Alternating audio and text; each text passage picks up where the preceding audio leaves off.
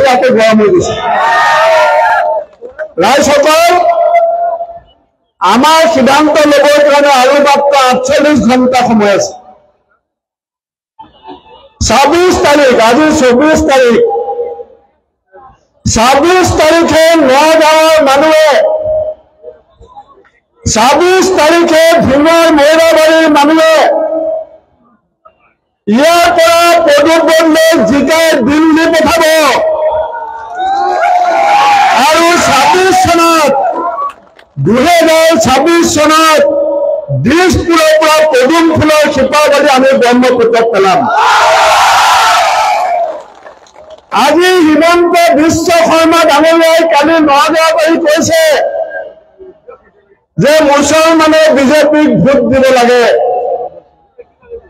কিছুমান মুছলমান গৈ তাৰ হাততালি মাৰিছে।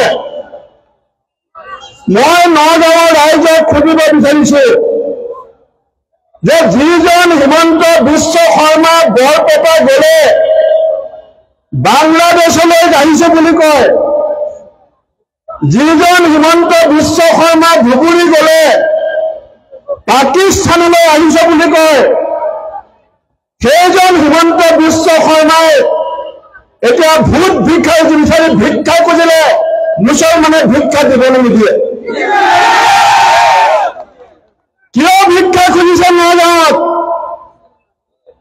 যেনেকে ফুটবল খেলত গল দিব নোৱাৰা প্লেয়াৰ বিলাকে গল পোষ্ট বদলাব বিচাৰে, হিমন্ত বিশ্ব শৰ্মা আৰু বিজেপি দলে উজনি অসমৰ ৰাইজে ইলেকশ্যনত ধাৰাসাৰী কৰাৰ পাছত নগাঁৱত আহি পেলাই গল পোষ্ট বদলাই পেলাই গল দিব বিচাৰিছে।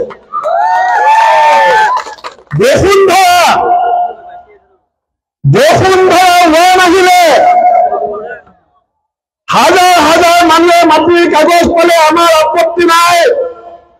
কিন্তু অসমৰ 1 কোটি মুছলমানৰ মাজত বসুন্ধৰা লোনত এটা পৰিয়ালে এটুকুৰা মাটিৰ কাগজ নাপালে। বসুন্ধৰা 2 আহিলে, বসুন্ধৰা 2ত এটা পৰিয়ালে এখিলা কাগজ নাপালে। 26 তাৰিখে ভোট আছে। এতিয়া হিমন্ত বিশ্ব শৰ্মাই মুছলমানলৈ মনত পৰিছে। ৰাইজসকল, এই ইলেকশ্যন কেৱল প্ৰদীপ বৰদলৈ জিকিবনে হাৰিব সেই কথা নহয়। এইখন গণতন্ত্ৰ, ইয়াৰ ৰাইজৰ ৰজা। গণতন্ত্ৰত কোন MP হ'ব, কোন MLA হ'ব, কোন প্ৰধানমন্ত্ৰী হ'ব, কোন মুখ্যমন্ত্ৰী হ'ব, আমি ৰাইজে সিদ্ধান্ত ল'ব পাৰো। আমাৰ বহুত মানুহে ভাবে যে মোৰ এটা ভোটেৰে মই প্ৰধানমন্ত্ৰী কেনেকে বদলাম। বহুতে ভাবে মোৰ এটা ভোট, মই এটা ভোটেৰে মুখ্যমন্ত্ৰী কেনেকে বদলাম। কবিয়ে কবিতাত লিখিছে যে এটুপ এটুপ কৰি ডাৱৰৰ পানী পৰি ভৰি যায় বহল সাগৰ। আপোনাৰ মোৰ নিচিনা সাধাৰণ মানুহৰ এটা ভোটত, আপোনাৰ মোৰ নিচিনা সাধাৰণ মানুহৰ এটা ভোটত 26 তাৰিখে নগাঁৱৰ মাটিৰ পৰা পদুম ফুলৰ শিপা উঘালি কলা চাবিত মেৰিয়াই ব্ৰহ্মপুত্ৰত দলিয়াব লাগিব। এই যে কলা চাবি লৈ যে ঘূৰি আছে, এই কলা চাবি AIDFৰ কেণ্ডিডেট আমিনুল ইছলাম, তেখেতক সুধিবচোন যে আপোনাৰ পুস্তক যে তলাটো আছে চাবিটো ক'ত? চাবি তেখেতৰ লগতো নাই, আজমলৰ লগতো নাই। চাবি আছে মুখ্যমন্ত্ৰীৰ পকেটত। এই AIDFৰ তলা চাবি অসমৰ মুখ্যমন্ত্ৰীৰ পকেটত আছে। AIDFে ইলেকশ্যন জিকিবৰ কাৰণে ইলেকশ্যন খেলা নাই। আজমল ডাঙৰীয়া, হিমন্ত বিশ্ব শৰ্মা ডাঙৰীয়াই কি বুলি কয়? মোৰ আঁঠুৱা তলৰ মৌ বুলি কয়, কয় নে নকয়? কয় আঁঠুৱা তলৰ মৌ বুলি কয় নে নকয়? আপোনাৰ আঁঠুৱা তলত কোন শুৱে? আপোনাৰ আঁঠুৱা তলত আপোনাৰ ঘৰৰ পৰিয়ালৰ মানুহ থাকে। আৰু হিমন্ত বিশ্ব শৰ্মা ডাঙৰীয়া আঁঠুৱা তলত কোন থাকে? বদৰুদ্দিন আজমল ডাঙৰীয়া থাকে। এই কথা মই কোৱা নাই, এই কথা হিমন্ত বিশ্ব শৰ্মাই কৈছে। ৰাজ্যসভা ইলেকশ্যনত AIDF কাক ভোট দিছিল আপোনালোকে জানে? কাক ভোট দিছিলে? ৰাষ্ট্ৰপতি ইলেকশ্যনত AIDF কাক ভোট দিছিলে? তেতিয়াহ'লে নগাঁৱত যদি এটা ভোট তলা চাবিত পৰে, আপুনি জানি থব আপুনি আৰু পৰ্যায়তে দুটা ভোট পদুমফুলত দিছে। অসমৰ কোনো এজন হিন্দু মানুহে নিজৰ বিবেকক সুধি কেতিয়াও তলা চাবিত AIDFক ভোট দিব নোৱাৰে। যি বিজেপি MLA ভোট নিদিলে মুছলমানৰ কাণ কাটিম বুলি কৈ আছে, কৈছেনে নাই? যি বিজেপি MLA ভোট নিদিলে মুছলমানৰ ঘৰ ভাঙিম বুলি কৈ আছে, কৈছেনে নাই? 26 তাৰিখে কংগ্ৰেছক হাতৰ চিনত ভোট দি বিজেপিৰ নাক আমি কাটি দিব লাগিব। আমি কটাৰী লৈ বিজেপিৰ কাণ কাটিব নালাগে। আমি ভোট লৈ পেলাই বিজেপিৰ ঘৰ ভাঙিব নালাগে। আজি গা গৰম কৰি লওক, আজি বুঢ়া আঙুলি গৰম কৰি লওক। 26 তাৰিখে বেলট বাকচত হাতৰ চিনত দবাই দিয়ক। গহুলা মুখ্যমন্ত্ৰীৰ বুকু 60 ছেকেণ্ডত 60 বাৰ কপি যাব। প্ৰদ্যুৎ বৰদলৈ ডাঙৰীয়া অসমৰ ৰাজনীতিৰ এটা পৰিচিত নাম। 5 বাৰ MLA আছিলে, 3 বাৰ মন্ত্ৰী আছিলে। দিল্লী সংসদৰ মজিয়াত অসম আৰু অসমীয়াৰ স্বাৰ্থত, অসমৰ শান্তি সম্প্ৰীতি আৰু ভাতৃত্ববোধৰ স্বাৰ্থত বৰদলৈ ডাঙৰীয়াই যি যুদ্ধ ঘোষণা কৰিছিল, সেই যুদ্ধ আমি আধৰুৱা হ'বলৈ দিব নোৱাৰো। আপোনালোকে নিজকে নিজে এবাৰ প্ৰশ্ন সুধিবচোন, প্ৰদ্যুৎ বৰদলৈ ডাঙৰীয়াৰ লগত সুৰেশ বৰা ডাঙৰীয়াৰ কোনটো বিষয়ত তুলনা হয়? কোনটো বিষয়ত তুলনা হয়? শিক্ষা দীক্ষাত তুলনা হয়? ৰাজনীতিক অভিজ্ঞতাত তুলনা হয়? নে অসমৰ মানুহক, নগাঁৱৰ মানুহক হিয়া উজাৰি উচ্চকিত মনোভাৱেৰে সেৱা কৰাত তুলনা হয়? হিমন্ত বিশ্ব শৰ্মা ডাঙৰীয়াই ভাবিছে যে মই যদি পূব ফালে চাওঁ, নগাঁৱৰ মানুহে পূব ফালে চাব। হিমন্ত বিশ্ব শৰ্মাই ভাবিছে মই যদি পশ্চিম ফালে চাওঁ, নগাঁৱৰ মানুহে পশ্চিম ফালে চাব। কিন্তু আমি এই কথা মনত পেলাব লাগিব, মহাপুৰুষ শংকৰদেৱে যেতিয়া ধৰ্মসভাত বহিছিল, নগাঁৱৰ নৰোত্তমক বহাইছিল, মিচিঙৰ পৰমানন্দক বহাইছিল, চিদুল কাষ্টৰ পুৰুষোত্তমক বহাইছিল, গাৰুৰ গোবিন্দক বহাইছিল আৰু মুছলমানৰ চানখাইকো বহাইছিল। হিমন্ত বিশ্বৰ মন্ত্ৰীসভাত কোনজন মুছলমান আছে?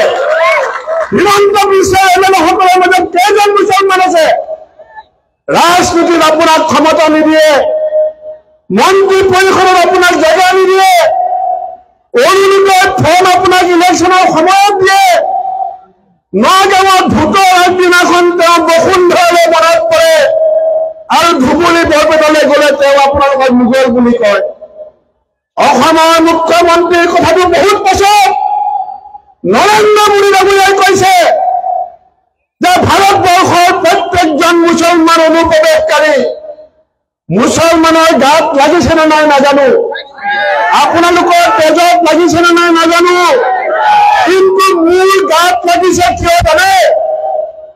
আমাৰ মহাবীৰ লাচিত বৰফুকনৰ পিছফালে থিয় হৈ থকা ইছমাইল ছিদ্দিকীক যেতিয়া কোনোবাই অপমান কৰে, সেই অপমান আমি সহ্য কৰিব নোৱাৰো। অসমীয়া ভাষা আন্দোলনত মোৰ মুখৰ ভাষা বচাবলৈ যোৱা মঙলদৈৰ মুজামিল হকক যদি কোনোবাই অপমান কৰে, সেই অপমান আমি সহ্য কৰিব নোৱাৰো। অসম চুক্তিক ৰক্ষা কৰিবলৈ যাওঁতে যি পঞ্চ শ্বহীদ ঈশ্বৰ নায়ক, আব্দুল আলিম, দীপাঞ্জন দাস, দ্বিজেন্দ্ৰ পাংগিং, এই 5 জনক যি হত্যা কৰা হৈছিল, তেওঁলোকক যদি কোনোবাই অপমান কৰে আমি সহ্য কৰিব নোৱাৰো। ৰাইজ, মই বেছি দীঘলীয়াকে নকওঁ আৰু 2 ঘণ্টাৰ পাছত মিটিং শেষ হ'ব।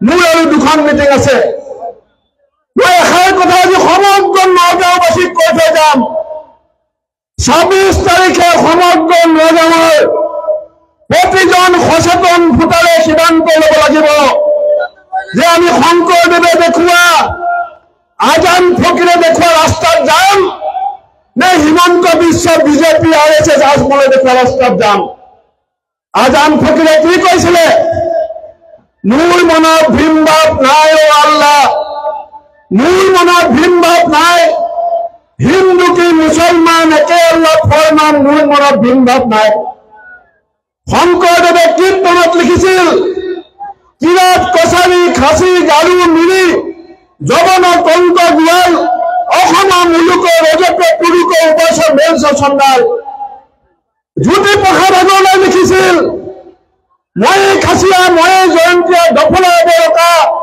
মই সিংহ ভয়ামৰ মিৰি সোৱণশিৰীয়া ডেকা কপালত গলে শতগৌৰ বাভা সান্য মৈত্ৰীৰ মই ৰণুৱা চাহ বাগিচাৰ মই বৰুৱা ন অসমীয়া মমন চিৰিয়া ফলুৱা নেপালে নৃত্য কুশলে মণিপুৰীয়া মই আমাৰ কবিগুৰু ৰবীন্দ্ৰনাথে কৈছিল ডক্টৰ ভূপেন হাজৰিকাই গানত গাইছিল যে কিছু ল'ব লাগে কিছু দিব লাগে দিন যাবলৈ হলে মিলিব লাগে মিলাব লাগে ৰবীন্দ্ৰনাথে ক'লে আমি মিলিব লাগিব মিলাব লাগিব মিলিবৰ কাৰণে মিলাবৰ কাৰণে আমি কংগ্ৰেছ আৰু ঘৃণা সৃষ্টি কৰিবৰ কাৰণে যুঁজাবৰ কাৰণে লগাবৰ কাৰণে জুই লগাবৰ কাৰণে বিজেপি আপুনি জুই লগাব বিচাৰে নে মিলাব বিচাৰে এই সিদ্ধান্ত 26 তাৰিখে দিব লাগিব অসমৰ প্ৰতিজন চৰকাৰী কৰ্মচাৰীক মই কংগ্ৰেছ সভাপতি হিচাপে কৈছো আমি কংগ্ৰেছে শপত লৈছো যিদিনাখন আমি ক্ষমতা পাম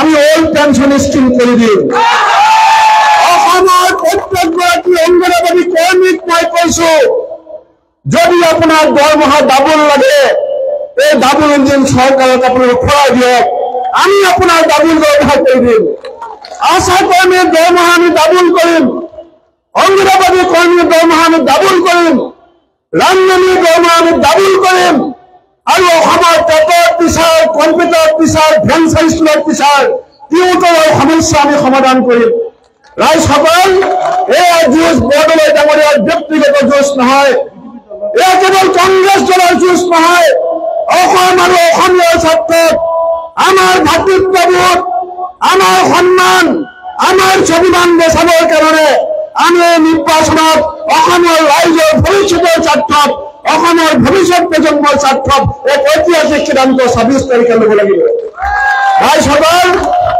মুখ্যমন্ত্ৰীয়ে নগাঁওখনক তেখেতৰ নিজৰ জেগা বুলি নাভাবে অসমৰ মুখ্যমন্ত্ৰীৰ কাৰণে নগাঁও নিজৰ জেগা নহয় মই 3 দিন নগাঁৱৰ বিভিন্ন চুকে কোণে মিটিং কৰিছো ইমান বেয়া ৰাস্তা